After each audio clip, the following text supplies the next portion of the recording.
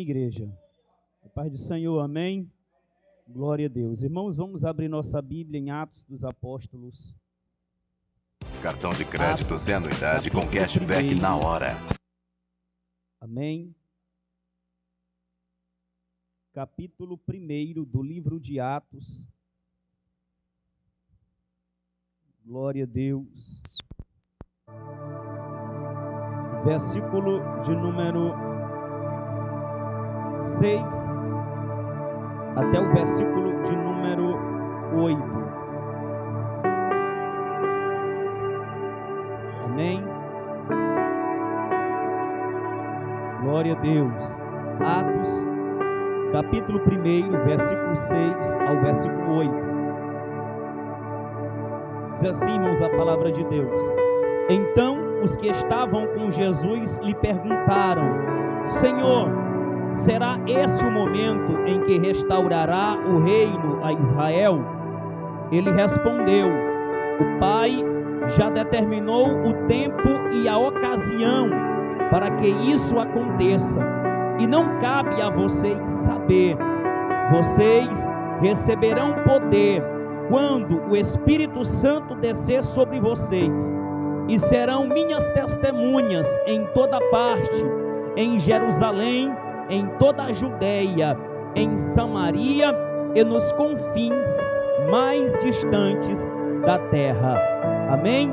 Podei-vos assentar, igreja, em nome de Jesus. O tema dessa palavra, irmãos, é fazendo missões até a volta de Cristo. Amém? Aqui nós temos o relato de Atos, registrado aqui pelo doutor Lucas. Lucas, ele escreveu o evangelho que leva o seu nome. E Atos dos Apóstolos, ele é a continuação daquilo que Lucas começou a registrar lá no seu evangelho. No livro de Atos dos Apóstolos, nós vemos o nascimento da igreja, nós vemos a expansão da igreja, nós vemos o crescimento espiritual da igreja, nós vemos a igreja sendo perseguida. Em Atos dos Apóstolos, nós vemos os discípulos do Senhor, os apóstolos, sendo encorajados, sendo cheios do Espírito Santo e saindo mundo afora para pregar o Evangelho da salvação, o Evangelho de Jesus.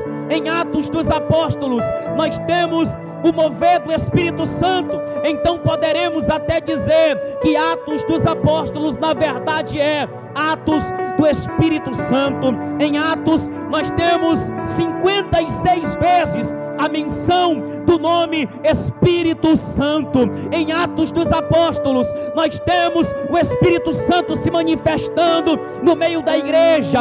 Em Atos dos Apóstolos, nós temos o Espírito Santo usando Pedro com autoridade para pregar o Evangelho e 3.000 pessoas se converterem em um único dia. Em Atos dos Apóstolos, nós temos o Espírito Santo descendo sobre os 120 que estavam reunidos em oração e enchê-los de poder e batizá-los com línguas espirituais e eles falarem em novas línguas e toda Jerusalém se confundir, ficar perturbada e dizer: o que é isso que está acontecendo? Ali nós temos o relato de Pedro se levantando e dizendo: homens, varões, irmãos, estes homens não estão embriagados como vocês estão dizendo, sendo esta a 9h da manhã, mas eles estão cheios do Espírito Santo, eles estão cheios do Espírito de Deus,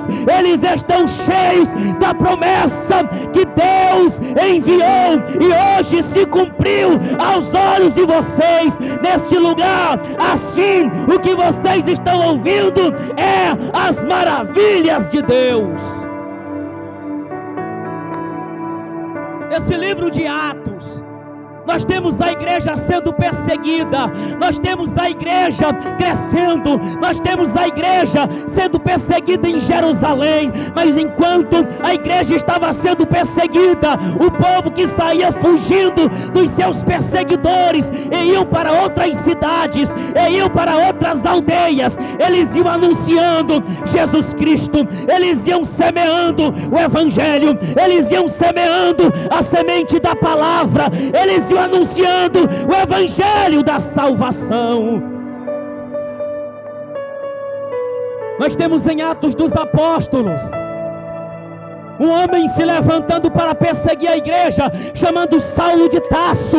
Esse homem respirava ameaças de morte contra os apóstolos do Senhor, contra qualquer um que pregasse o evangelho, que anunciasse Jesus Cristo, que falasse em nome de Jesus, ou que adorasse a Ele. Ele recebeu carta das autoridades religiosas judaicas para ir até Damasco e em outras cidades e trazer preso para Jerusalém os seguidores de Cristo. Ele recebeu autoridade para prender, para torturar e para matar. Mas este Saulo, quando estava a caminho de Damasco, a Bíblia diz que uma luz raiou mais forte, bem mais forte que o sol do meio-dia, que ofuscou o olhar de Saulo, e ele caiu cego e ouviu uma voz que dizia: Saulo, Saulo, por que me persegues? E ele dizendo: Senhor, eu não te conheço,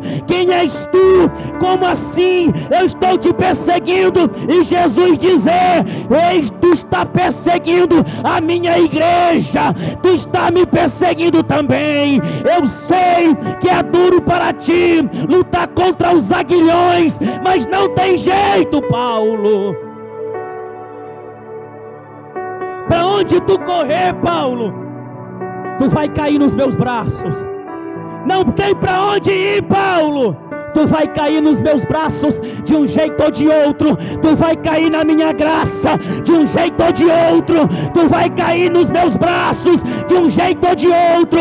Deus estava levantando o maior missionário da igreja primitiva. Deus estava levantando o homem que aparentemente era fraco, que em pessoa era pequeno, que em pessoa era humilde, mas esse homem foi o maior dos apóstolos.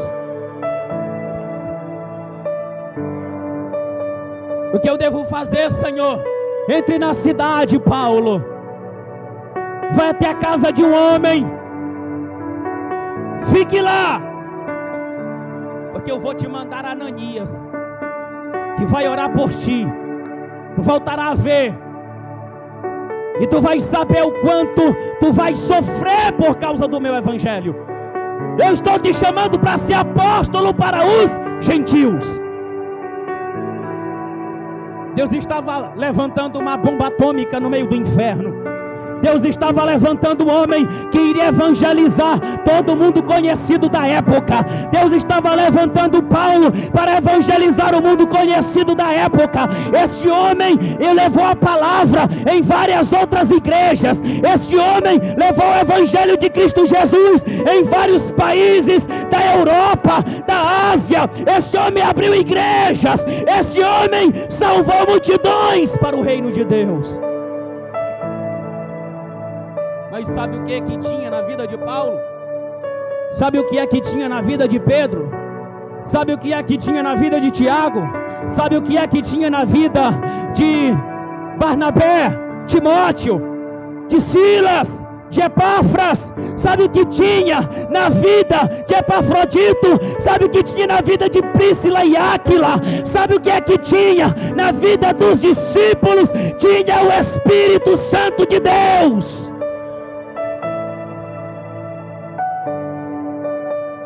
Após Jesus ressuscitar, ele passou 40 dias na terra ensinando os seus discípulos de maneira esporádica. Jesus aparecia para os discípulos e lhes pregava e lhes ensinava. Quando Jesus estava para ser levado de volta ao céu, ele se apresenta aos discípulos na Galileia, porque ele havia dito para Maria Madalena dizendo: vai ao encontro dos meus irmãos e teus irmãos e diz para ele o seguinte: eu estou indo adiante de vós para Galileia, lá vocês me verão. Jesus foi para Galileia, os discípulos também foram. Lá Jesus dando as últimas instruções e perto de ser ascendido aos céus, de voltar aos céus, os discípulos perguntaram a Jesus: Senhor, será nesse tempo que tu vais restaurar o reino a Israel? E Jesus ele disse: o Pai determinou por seu próprio poder quando isso vai acontecer, e não cabe a vocês saberem disso. Os discípulos passaram 3 anos e meio andando com Jesus, e Jesus falando a respeito do reino de Deus. E na cabeça dos discípulos o que ficou foi: Jesus vai restaurar o reino, porque eles ainda não haviam entendido de qual reino Jesus estava falando. Eles tinham um alto sentimento de patriotismo, eles tinham um alto sentimento de nacionalismo, eles amavam seu país, amavam sua nação e queriam ver o reino de Israel restaurado com aquela mesma glória do tempo do reinado de Davi e Salomão. E quando Jesus dizia para eles: eu vou restaurar o reino, o que ficava na cabeça deles é: Jesus vai restaurar o reino em Israel, vai ter um novo rei reinando, ou ele mesmo será o rei que vai restaurar o templo, que vai reconstruir um palácio e vai morar lá, ele vai exterminar o exército romano, o império romano, e nós seremos livres. É por isso que os discípulos perguntam para Jesus: é nesse tempo, Senhor? Porque Jesus estava falando para eles o seguinte: Jesus dizia: não saiam de Jerusalém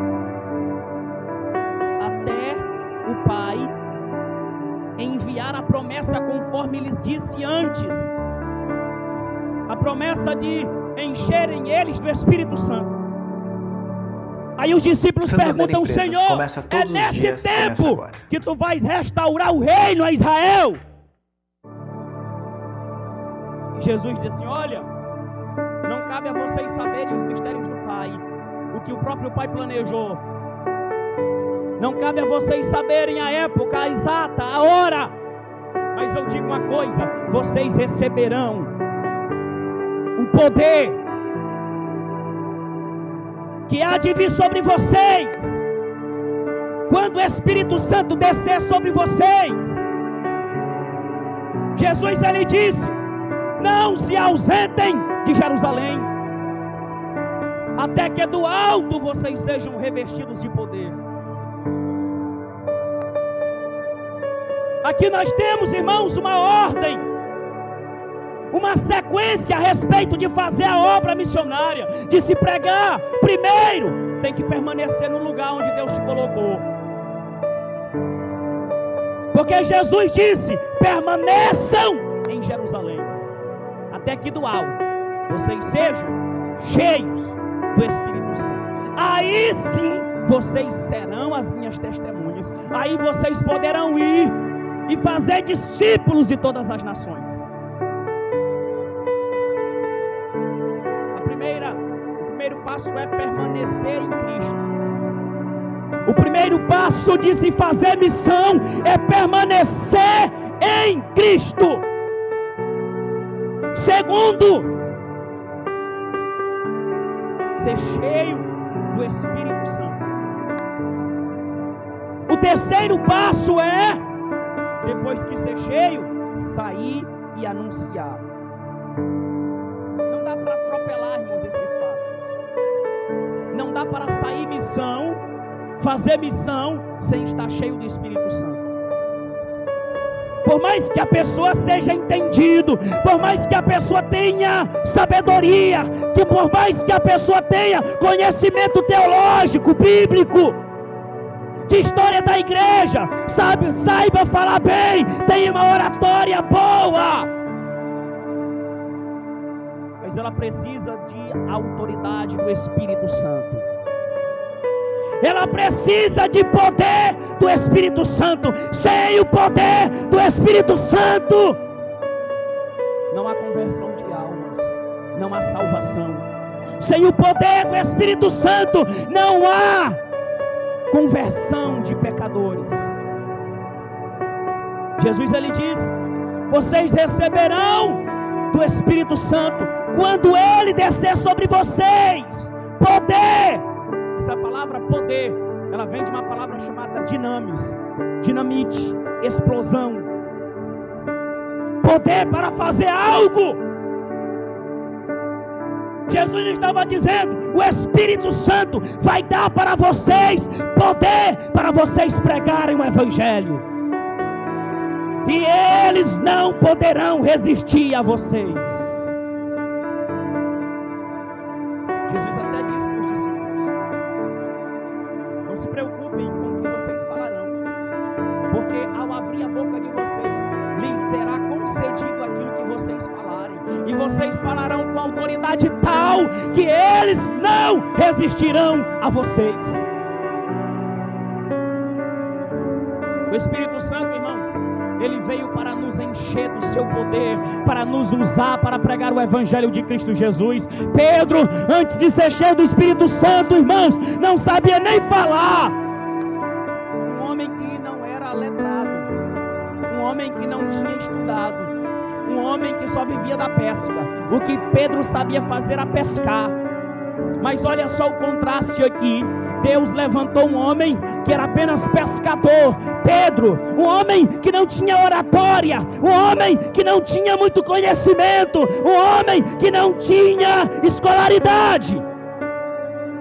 Mas Deus usou esse homem com grande poder, ao ponto de quando Pedro passar nas ruas, as pessoas colocarem os doentes para que a sombra de Pedro se projetasse neles, e eles eram curados. Esse homem, depois que foi cheio do Espírito Santo, pregou, e 3.000 pessoas num dia se converteram. Esse homem cheio do Espírito Santo desceu até Samaria, junto com outros apóstolos, colocou a mão sobre os discípulos lá, e eles foram cheios do Espírito Santo. Esse homem que entrava no templo para orar, junto com João, viu um aleijado pedindo esmola. E o aleijado disse: me dê uma esmola. E ele dizendo: não tenho nada, não tenho prata nem ouro para te dar, mas o que eu tenho eu te dou. Em nome de Jesus, levanta e anda. E o aleijado andou.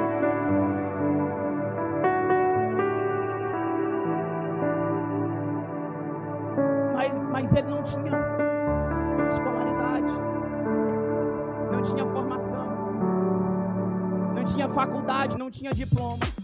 Mas quer ver o contraste? Deus chama Paulo, poliglota, filósofo, aprendeu aos pés de Gamaliel, um homem com alto grau de conhecimento, um homem que ele era um helenista, muito sábio. As cartas de Paulo, elas têm um teor filosófico, um homem altamente inteligente. O contraste: Deus levanta o que sabe, levanta também o que não sabe, mas quem usa é Deus. O conhecimento de Paulo, filosófico de Paulo, não poderia salvar ninguém se ele não fosse cheio do Espírito Santo. Mas Pedro, sem saber de nada, só sabendo da arte de pesca, também não poderia salvar ninguém sem o Espírito Santo.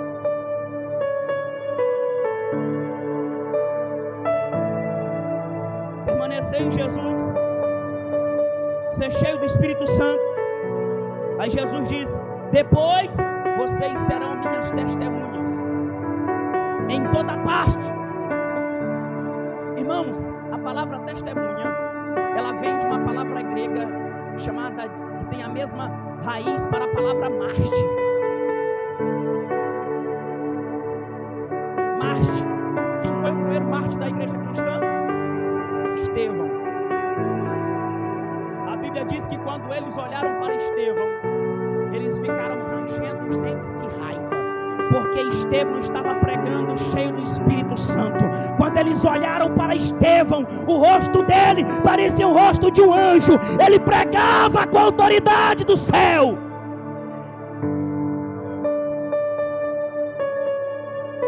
Mataram Estevão por inveja, apedrejaram ele até a morte.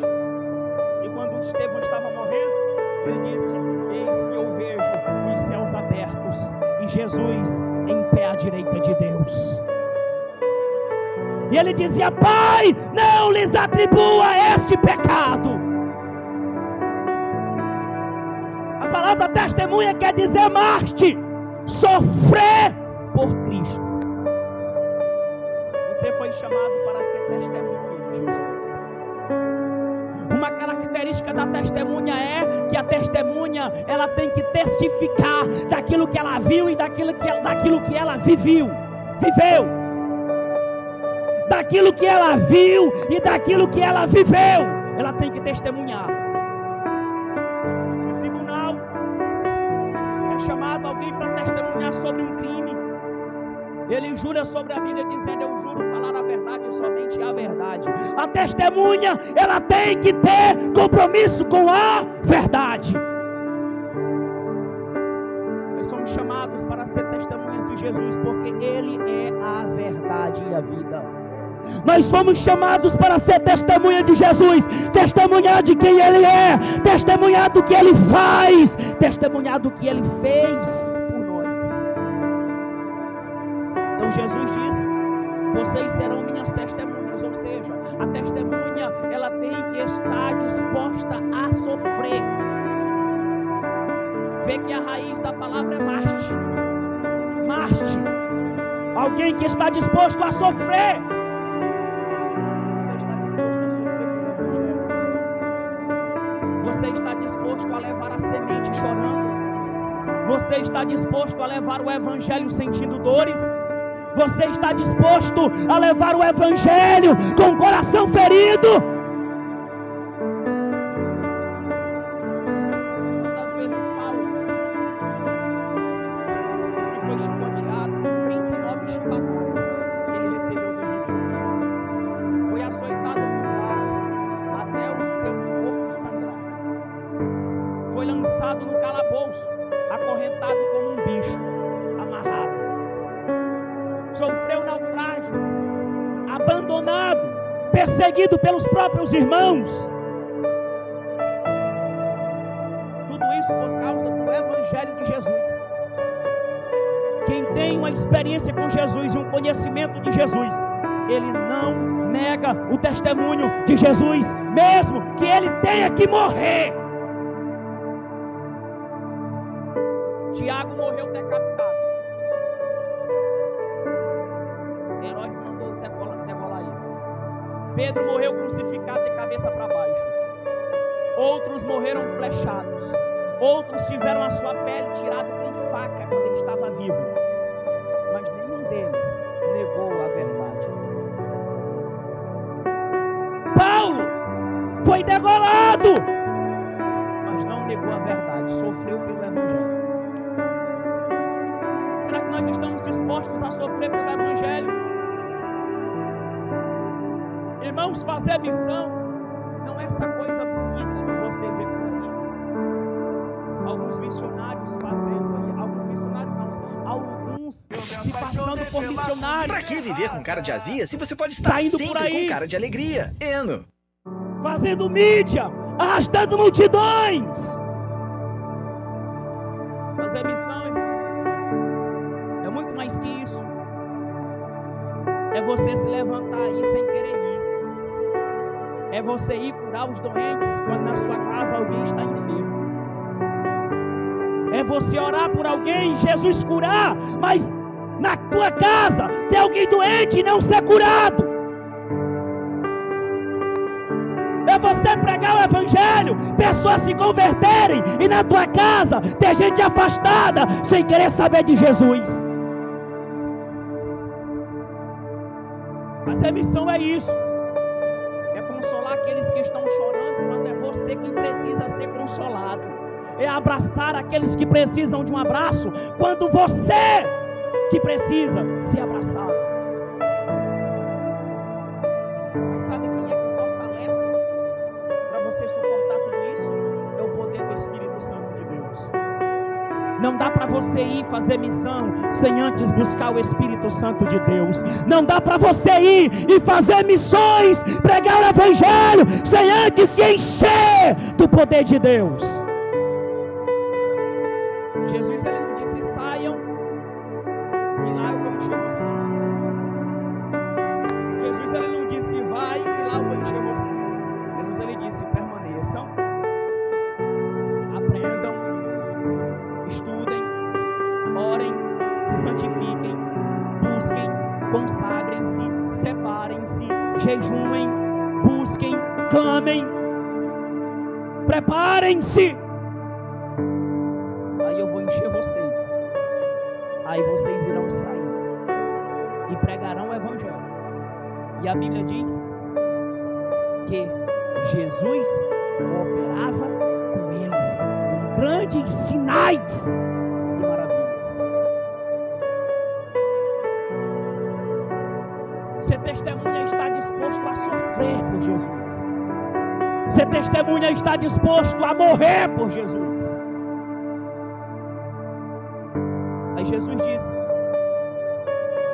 em Jerusalém vocês irão pregar, em toda a Judeia, em Samaria e nos lugares mais distantes da terra. Em Atos nós temos uma explosão de crescimento da igreja. Sabe por quê? Porque o povo começou a sair de suas casas para pregar o Evangelho. A perseguição vinha atrás deles, eles iam na frente pregando o Evangelho. Onde eles passavam, aldeias, cidades, povoados, eles iam semeando o Evangelho, e Jesus ia cooperando com eles com sinais e maravilhas, com grandes prodígios, e vidas iam sendo salvas.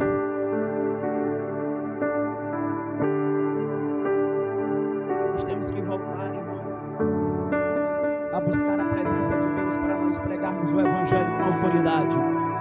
Pregar o Evangelho até a volta de Jesus. Pregar o Evangelho até a volta de Jesus. Como ele disse: façam isto em memória de mim. Façam isso em memória de mim, até que eu venha, até que eu volte. Nós temos que pregar o Evangelho dele até que ele volte. Pregar o Evangelho de Jesus até que ele volte para buscar a sua igreja.